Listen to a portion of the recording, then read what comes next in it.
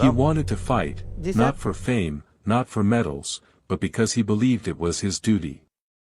When the army finally accepted him, no one could have imagined that this boy from a poor Texas farm would become the most decorated American soldier of World War II. In January 1945, near Holtzwihr, France, his unit was ambushed by hundreds of German troops. Outnumbered and surrounded, most men were ordered to retreat. But Audie stayed. He climbed onto a burning tank destroyer, bullets tearing through the smoke, and manned the machine gun alone. For over an hour, he held the line, killing dozens, wounding many, and forcing the enemy to withdraw. Even after being shot, he refused to stop until the battlefield was silent. When the smoke cleared, Audie had saved his entire company. He earned the Medal of Honor, along with every major U.S. military combat award. Yet, behind the medals, he carried silent scars, nightmares that never faded. After the war, he became a Hollywood actor, but the war always lived inside him. Audie Murphy's story isn't about killing the enemy, it's about protecting your brothers, standing your ground when the world falls apart, and proving that true courage is born in ordinary hearts. Dwight D. Eisenhower. The commander who led the free world to victory. He wasn't a man of loud speeches or battlefield glory. Dwight D. Eisenhower fought a different kind of war, one of planning, patience, and impossible choices. Born in Denison, Texas, raised in Kansas, Ike, as his soldiers called him, climbed the military ranks not through power, but through intelligence and calm leadership. When the world stood on the edge of collapse, he was chosen to lead the largest military operation in history, Operation Overlord, known as D-Day. June 6, 1944, the beaches of Normandy. Thousands of ships, planes, and soldiers waited for one word from him, go. Eisenhower knew that one command would decide the fate of millions. Failure meant disaster. Success meant freedom. With a heavy heart, he gave the order. The invasion began. Amid chaos, smoke, and sacrifice, the Allies fought their way onto the shores of France. The tide of war began to turn. But Eisenhower wasn't just a commander, he was a symbol of unity. British, American, Canadian, and Free French forces all served under him, a man who believed that victory came not from ego, but from teamwork. After the war, the world called him a hero. But when he spoke, he never said I won. He said we won. That humility, that strength, and that belief in collective courage defined him. Years later, as President of the United States, he guided the nation through peace, but his finest hour remained D-Day, the moment he led the world out of darkness. George S. Patton. The general who refused to stop. He was loud, fearless, and utterly unstoppable. General George S. Patton didn't just command soldiers, he led legends. Known for his fiery temper and unmatched discipline, Patton was the kind of man who turned fear into fuel and chaos into victory. Born into a family of warriors, Patton believed he was destined for greatness. His men called him Old Blood and Guts, and he wore that name with pride. When others hesitated, Patton charged. His belief was simple: attack fast, hit hard, and never retreat. In North Africa, his bold tactics pushed back the Axis forces. In Sicily, his armored divisions moved like lightning. And during the Battle of the Bulge, when the Allies were surrounded, Patton did the impossible. He turned his entire army 90 degrees in just days, marching through snow and ice to rescue trapped American soldiers. Patton demanded perfection, but he gave everything in return. He lived for action, for victory, for his men. Beneath the shouting and steel, there was a deep love for his country and those who followed him into hell and back. He once said, "Lead me, follow me, or get out of my way." And that's exactly what he did, he led from the front. When the war ended, he told his soldiers, "You are the finest men I have ever known." Weeks later, Patton died in a car accident, a warrior gone, but never forgotten. Douglas MacArthur. The general who kept his promise. He stood tall, his pipe in his mouth and destiny in his eyes. General Douglas MacArthur wasn't just a soldier, he was a symbol of unshakable determination. Born into a family of military tradition, MacArthur's life was shaped by honor, duty, and an unwavering belief in victory. When World War II broke out, MacArthur was stationed in the Philippines. But as Japanese forces advanced, he was ordered to withdraw. It wasn't retreat, it was survival. Yet as he left, standing on the shore, he made a promise that echoed through history. "I shall return." For years, that promise burned in his heart. While battles raged across the Pacific, MacArthur led from afar, planning, waiting, and preparing for the moment he could make good on his word. And when American forces finally landed back on Philippine soil in 1944, MacArthur waded ashore and declared with pride, "People of the Philippines, I have returned." His leadership turned defeat into redemption. Island by island, he pushed Japanese forces back until their empire fell. When Japan surrendered in 1945, it was MacArthur who stood tall, accepting their surrender aboard the USS Missouri, ending the bloodiest war in human history. He was more than a general, he was a man who understood the power of honor, faith, and perseverance. Even after the war, his name became synonymous with strength and courage. Admiral Chester W. Nimitz. When the world trembled under the shadow of war, one man stood firm at the helm of the Pacific, Admiral Chester W. Nimitz, a name forever etched into America's naval history. Calm, calculating, and fearless, Nimitz was the architect of victory in the Pacific theater. When he took command after the devastating attack on Pearl Harbor, the U.S. Navy was shattered and demoralized. Yet, Nimitz refused to bow to despair. With unmatched strategy, he rebuilt the fleet, inspired confidence, and turned the tides of war. His greatest triumph came at the Battle of Midway, a turning point that transformed the Pacific War. Nimitz's brilliant use of intelligence and tactical foresight allowed U.S. forces to ambush and destroy 4 Japanese carriers, crippling Japan's naval power forever. Every decision he made carried the weight of thousands of lives, yet his calm leadership and unshakable will saved countless more. But behind his quiet demeanor was a relentless spirit, a man who worked day and night, making sure every sailor, every ship, and every battle plan served one purpose: victory. Nimitz's genius wasn't just in battle, but in his humanity. He valued his men, trusted his officers, and led not with fear, but with faith. By the time Japan surrendered in 1945, Nimitz had transformed defeat into dominance.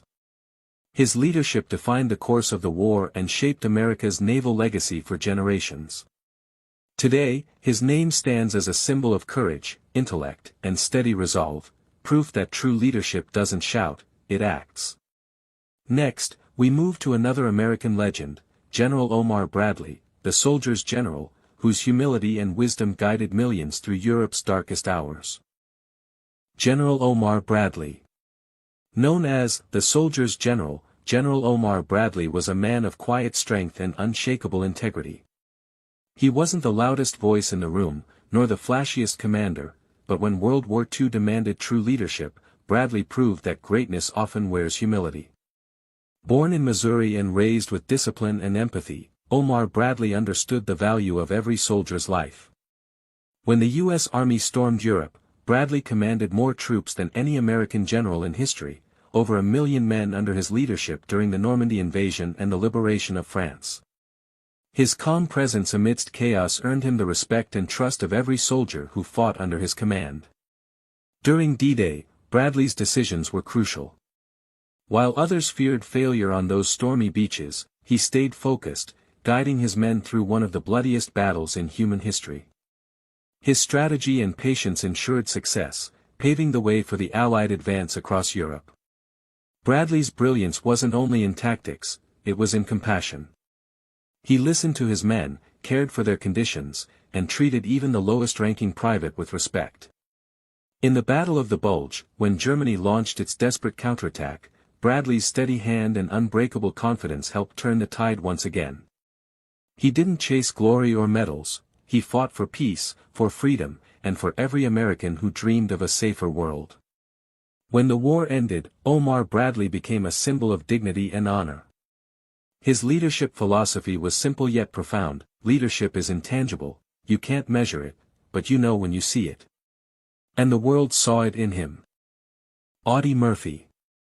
He was small in stature but larger than life in courage. Audie Murphy, the most decorated American soldier of World War II. Standing just 5 feet 5 inches tall and weighing barely 110 pounds, few believed this boy from Texas could become a legend. But when duty called, Audie Murphy didn't hesitate, he answered with unmatched bravery. At just 17, Murphy lied about his age to enlist in the U.S. Army.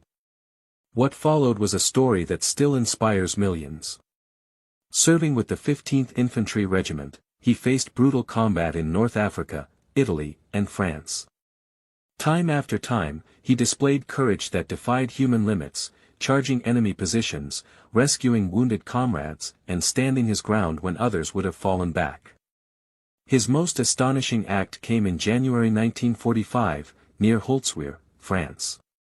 Surrounded and outnumbered, Murphy ordered his men to retreat while he stayed behind, alone, atop a burning tank destroyer.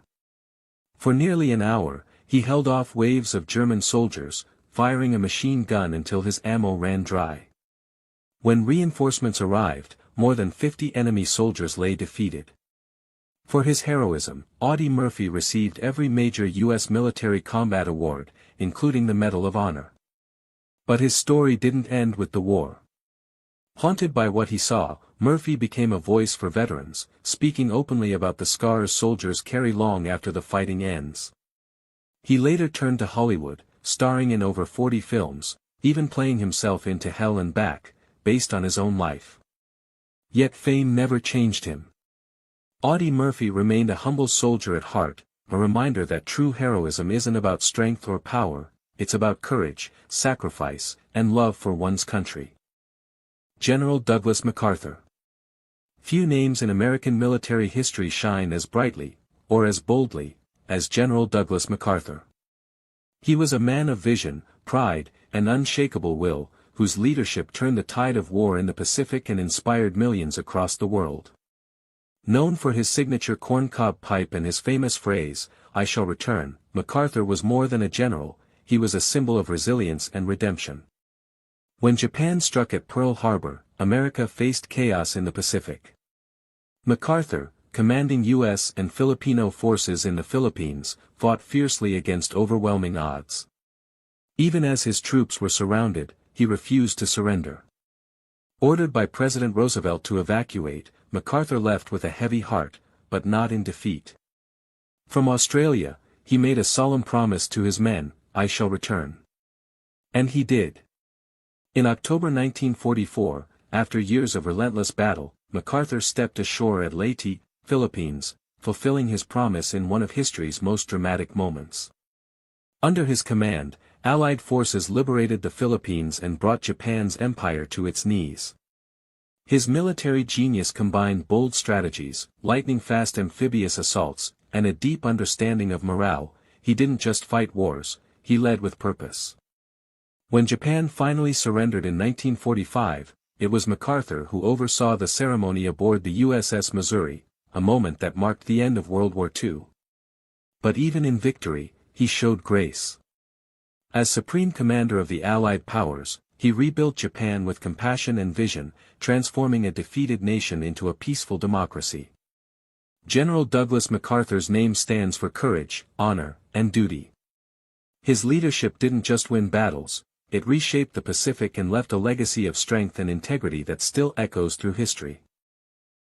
Major Richard Bong. In the skies of the Pacific, one man soared higher than all, Major Richard "Dick" Bong, America's top flying ace of World War II. With 40 confirmed aerial victories, Bong became the embodiment of American air power, courage, and precision. To his comrades, he wasn't just a pilot, he was a legend with wings. Born on a Wisconsin farm, Bong grew up fascinated by flight. When war broke out, he joined the U.S. Army Air Forces and quickly mastered the art of aerial combat. Assigned to the 49th Fighter Group, he flew the formidable P-38 Lightning, a twin-engine fighter that became his signature weapon. What set Bong apart wasn't just his skill, it was his heart. Every mission, he risked everything, fighting not for glory, but for his brothers in arms and the safety of his nation. He became a hero across America, celebrated for his unmatched record in the air. But Bong remained humble, often embarrassed by the attention. While others sought medals, he sought peace in the skies. His greatest strength was his calm focus under fire, outnumbered, outgunned, yet never outmatched. In 1944, he received the Medal of Honor from General Douglas MacArthur himself, recognizing not just his kills, but his courage, discipline, and leadership. After completing his combat missions, he returned home as a national hero, yet his story ended tragically. On August 6, 1945, the very day the atomic bomb was dropped on Hiroshima, Bong lost his life in a jet crash during a test flight. His death shocked the nation, but his legacy never faded. Major Richard Bong remains a symbol of fearless bravery, quiet patriotism, and the unbreakable spirit of American aviators. And finally, we honor one last hero, President Franklin D. Roosevelt, the leader whose vision and determination guided America through its darkest hour to ultimate victory. President Franklin D. Roosevelt, FDR.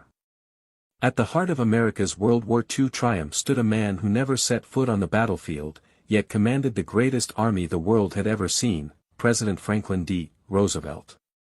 From the Oval Office, his voice became the nation's heartbeat. His courage, leadership, and unyielding belief in democracy guided millions through fear, loss, and victory. When Roosevelt took office, America was crippled by the Great Depression. But his New Deal revived the economy and restored hope. Then came December 7, 1941, the day that changed history. The attack on Pearl Harbor thrust America into war, and Roosevelt's response echoed through time, a date which will live in infamy. In that moment, he united a wounded nation with calm authority and steel resolve. Under his leadership, America transformed into an unstoppable force. Factories roared to life, producing tanks, planes, and ships at record speed. Millions of men enlisted, while women filled vital roles at home. Roosevelt forged powerful alliances with Britain and the Soviet Union, balancing politics and warfare with unmatched skill. He believed that freedom everywhere was worth defending, and that America's strength came not just from weapons, but from unity and purpose. FDR's greatest achievement wasn't just winning the war, it was keeping America's spirit alive during its darkest hour. Paralyzed from the waist down by polio, he still radiated confidence and calm. His fireside chats comforted families across the country, reminding them that even in chaos, hope must endure.